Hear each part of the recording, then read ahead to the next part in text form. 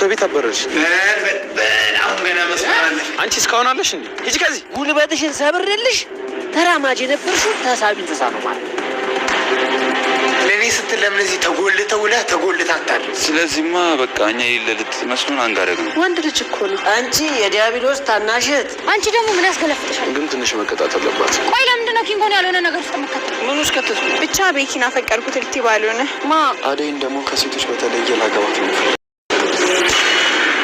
ቆይ ምንድን ነው ችግርሽ? ምንድን ነው ያደረኩሽ? ይቅርታ ቤኪ፣ ግን እኔንም ልትረዳኝ ሞክር እባክህ። መንገድ መቀየር አለብን።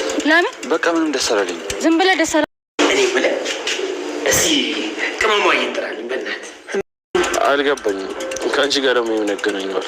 ምንም ተው በቃ እንርሳው። ና እንሂድ። ወዴት እየሄድክ ነበር? ቆይ እያደረግክ ነው። ችግር አለ? ዴቭ ፍቅርን አስጠነቀቃት።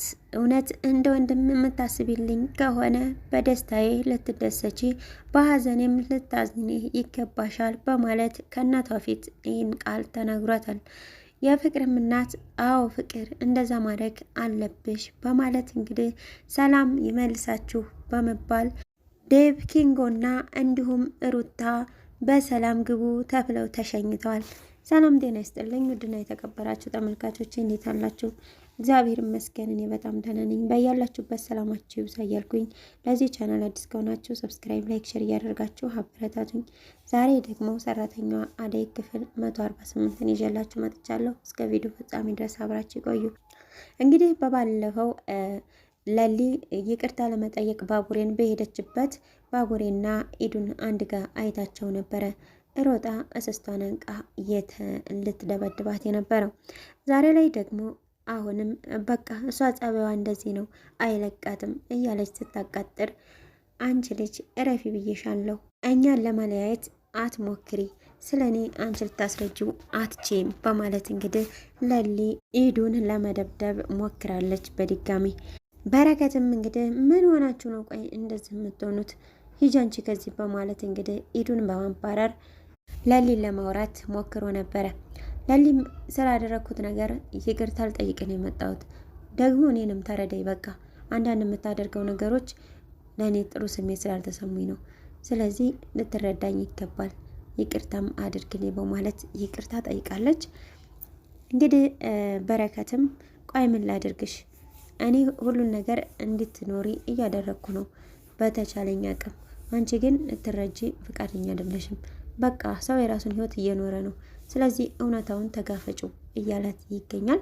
ያም ደግሞ በቃ ኤላ የራሱ ህይወት እየኖረ ስለሆነ አንቺም የራስሽን ህይወት ወደፊት ተመልከቺ፣ ከዚህ ሙድ ውስጥ ውጪ፣ እሱን መጠበቅሽን አቁሚ እያላት ነው። እሷ ግን በቃ ከጊዜ ጋር ይሆናል ብዬ ተስፋ አደርጋለሁ፣ አሁን ላይ ግን እንደዛ ማሰብ አልችልም በማለት መልሳለች። ኪንጎና ዳይመንድም እንግዲህ አንድ ስልክ ሰርቀው ነበረ። ትንሽ ተወት አድርገው ነበር ከስርቆት አለሙ። አሁን ላይ ግን ለዳይመንድ መሳፈሪያ እንዲሆን ተብሎ ወደ ዳግም ሌብነታቸው ገብተዋል። በዚህም ደግሞ ሰውየው ኃይለኛ ስለሆነ እያባረራቸውና እያሯሯጣቸው ይገኛል። እነሱም ልክ እሱን ባዩት ቁጥር መንገድ እየቀየሩ እየበረሩ ይገኛሉ። ቅምጥልም እንግዲህ ኪንጎን ለምንድን ነው ግን እንደዚህ የምትሆነው በማለት ትነግረዋለች። አንዴ በዚህ እንሂድ፣ አንዴ በዚህ እንሂድ እያለ መንገድ መቀየር አለብን በማለት ሲያፋጥጣት ጊዜ ለምንድን ነው ግን እንደዚህ የሚሆነው በማለት አይ በቃ ካልነገርከኝ ስትለው ሊነግራት ችሏል። እሱም በቃ ከአንድ ሰው ስልክ ወስደን ነበር፣ አሁን ሰውየው ኃይለኛ ስለሆነ እያባረር ነው፣ በቃ ለዛ ነው በማለት ኪንጎ ይነግራታል።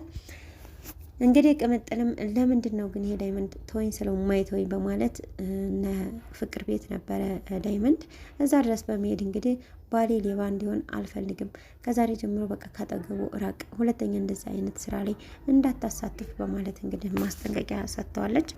ዳይመንድም እንግዲህ እና ፍቅር ቤት እንደሄደ ፍቅርን ያገኛታል። ደግሞ አንተ እዚህ ምን ትሰራለህ? ሂድ ውጣ በማለት ተናግረው ነበር።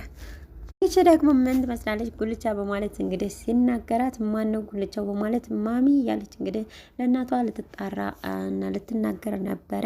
እሱ ግን ያው ትንሽ ማደነጋገር ስለሚወድ በማደነጋገር አልፎታል። ፍቅርም እንግዲህ ዴቭ ክፍለ ሀገር ሊሄድ እንደሆነ ስትሰማ እኔም ለምን አብሬ አልሄድም በማለት ጥያቄ አንስታ ነበረ። ፍቅር እንግዲህ ለጥሩ ነገር መቼም አትሄድም። ይህ ደግሞ ሁላችንም የምናውቀው ነው። በዴቭ ፍቅር ምክንያት እንግዲህ ክፉ ሰው ሆናለች ፍቅር። አሁንም በቃ ልንሄድ ነው በማለት ሲነግራት ዳይመንድ በቃ እንዴ ለምንድን ነው የሚሄደው በማለት ትጠይቃለች። ያው ሽማግሌዎቹን ለማስቆረጥ አደይ ቤተሰቦቿን ለመጠየቅ ነው ሲላት፣ አረ ይሄን ነገርማ መፍጠን አለብኝ በማለት ነበር እንደውም የሆነ ነገር ለማድረግ የሄደችው። ነገር ግን ያው ለእናቷ አብሬ ሊሄድ በማለት ትጠይቃት ነበረ። ቆይ አንቺ ለምንድን ነው ደስተኛ ያልሆንሽው በማለትም እናቷ ጠይቃት ነበር። ባለፈው የሆነውን ታውቂያለሽ አይደል ማሚ? ስለዚህ አሁን ደግሞ አንድ ነገር ቢሆንስ እዛ ድረስ ሄዶ ለምንድን ነው ግን የሚሄደው በማለት ተናግራ ነበረ። እንዲሁም ደግሞ ጭራሽ ዴቭ ፊት ለምንድን ነው የምትሄደው? እሷ እኮ በቃ አንድ ተራ ሰው ናት። እናንተ ሁለታችሁ ተጨረሳችሁ ደግሞ ቤተሰብ ለምንድን ነው እዛ ድረስ የምትሄደው በማለት እንግዲህ ተናግራ ነበረ። እንግዲህ ዴቭም ልውሃ ይውጣላት እያለ ነው መሰለኝ። በጣም ቅስም የሚሰብሩ ነገሮችን ነው የሚናገራት። ለእሷ ይሄ ትልቅ ነገር ስለሆነ ማለት ነው።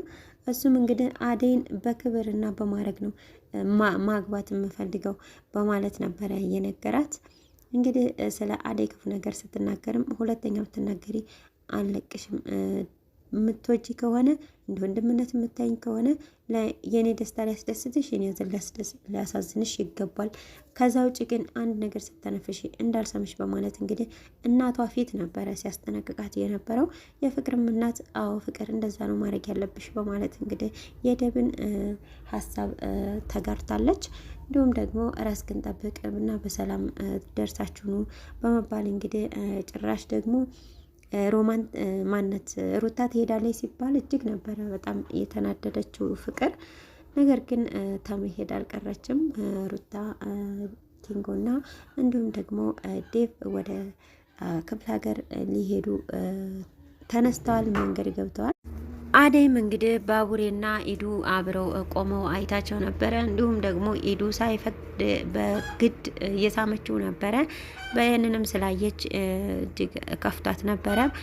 ልክ አንድ ቦታ ቁጭ ብላ ትጠብቀዋለች። እሱም በመጣ ሰዓት ምን ነው ሲላት ምን እያደረክ ነበረ በማለት ትጠይቀዋለች። እንዲሁም ደግሞ ለሊ አልመጣችም ነበር በማለት እንግዲህ ስለ ለሊ ትጠይቀዋለች። ይቅርታ አልጠይቀ እኮ መታ ነበረ በማለት ትጠይቀዋለች። አዎ ተገናኝተናል፣ ነገር ግን ትንሽ እስኪ እየቀጠኋት ነው፣ በራሷ መወሰን አትችልም። ስለዚህ በራሷ እንድትወስን እስኪ ትንሽ ጊዜ ልስጣት ብዬ ነው በማለት ይነግራታል አደይ። አደይም እሺ በቃ እንደዛ ከሆነ በማለት እንግዲህ እሺ ብለዋለች። አደይም እንግዲህ መንገድ ላይ ኪንጎን አግኝታው ነበረ። ኪንጎ እጇን ያዝ አድርጎ አደይ እያለ እያወራት ነበረ። እሷ ግን በቃ ኪንጎ ቻው በማለት ቸኩ እያለ በማለት ነበር መንጭቃው የሄደችው። ይህን ሲደራረጉ እንግዲህ ቅምጥል አይታ ነበረ። ቅምጥል ደግሞ አሁን ላይ በኪንጎ ለምን እንደዛ አደረግ አውቀ ነው ከልብ አይደለም እኔን የምትወደኝ እያለች እየጠየቀችው ትገኛለች። እንግዲህ ተወኝ በማለት እንግዲህ ቤት ድረስ እስከ መሄድና እስከ መለመን ደርሶ ነበረ። ላስረዳሽ እያለ እንትን ሲላት እንግዲህ ምንጭቅ ስታረግ መሬት ላይ ወድቃለች። እንግዲህ በሰላም እንደምትነሳ ከመሬት ላይ አንጠራጠርም። ምክንያቱም አሁን ላይ ቅምጥል ምንም ነገር መሆን የለባትም። የአባቷ ሀዘን ገና አልወጣላትም። አሁን ደግሞ ሌላ ተጨማሪ ችግር እኛም አንፈልግም። በቀጣይ ቪዲዮ ምን እንደሚሆን እንግዲህ ተከታትዬ አቀርብላችኋለሁ። እስካሁን አብራችሁ ስለቆያችሁ እጅግ በጣም አመሰግናለሁኝ። በያላችሁበት መልካም ጊዜ። ሰላም ለሀገራችን፣ ሰላም ለሕዝባችን።